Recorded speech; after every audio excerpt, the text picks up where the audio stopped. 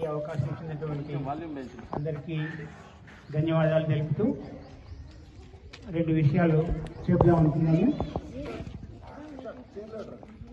సుమారు 3-4 సంవత్సరాల క్రితం తొలిసారిగా ఈ పోచారం అనేటువంటి విలేజ్కి రావటం జరిగింది.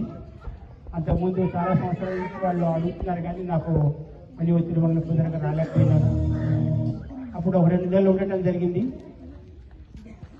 ఈ సెంటర్ యొక్క స్పెషాలిటీ ఏంటి అంటే ప్రపంచం మొత్తంలోనే ఇటువంటి సెంటర్ లేదు. అంటే గ్రామం యొక్క నడిబొడ్డున ఉన్నటువంటి ధ్యాన కేంద్రం ఎక్కడా లేదు. దీన్ని ఆసరాగా తీసుకుని ఈ పోచారం గ్రామాన్ని ఆనందమయ గ్రామంగా తయారు చేద్దాం అనేటువంటిది మా అందరి సంకల్పం. కానీ హ్యాపీ విలేజ్ అంటారు. హ్యాపీ విలేజ్ అంటే గ్రామంలో ఉన్నటువంటి వాళ్ళు అందరూ కూడా సంతోషంగా ఉండగలగాలి. ఈ రోజుల్లో మనకి అన్నీ ఉన్నాయి, ఒక సంతోషం తప్పించి.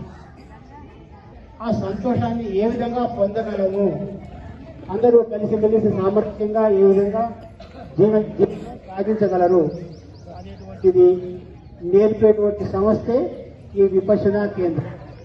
ప్రభుత్వం కొన్ని వందల కేంద్రాలు ఉన్నాయి.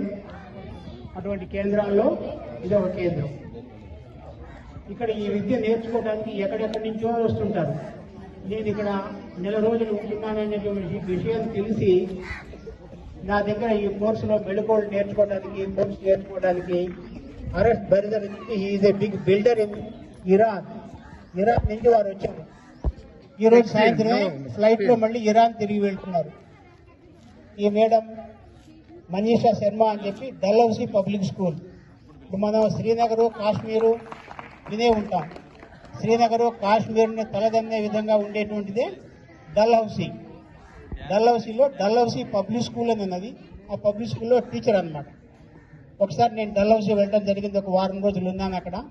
మీరు నన్ను కలిశారనమాట. మీ దగ్గర నేను కోర్సు చేయాలండి, నేర్చుకోవాలండి, అంత దూరం నుంచి వచ్చాను. ఎక్కడెక్కడి నుంచో వస్తూ ఉంటారు. 2 నిమిషాలు సమయం తీసుకుని ఇది ఏమిటి అనేది చెప్తాను నేను. మనందరికీ పితా సమానుడు డాక్టర్ బాబా సాహెబ్ అంబేద్కర్ గారు రాజ్యాంగ నిర్మాత.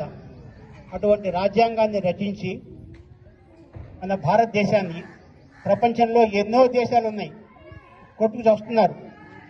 భారతదేశం ఇంత ప్రశాంతంగా జీవించడానికి జీవనాడి రాజ్యాంగం. ఆ రాజ్యాంగ బద్ధులై మనం అందరం జీవనాన్ని సాగిస్తూ ఉన్నాం. అంబేద్కర్ గారు ఎంతో ఉన్నత స్థాయికి చేరిన తర్వాత అప్పట్లో ఉన్నటువంటి పెద్ద పెద్ద మతాలన్నీ, క్రిస్టియన్ ఫాదర్సు, ముస్లిమ్స్ అందరూ కూడా వారిని వేడుకున్నారన్నమాట. మీరు వచ్చి మా మతంలో చేరండి అని.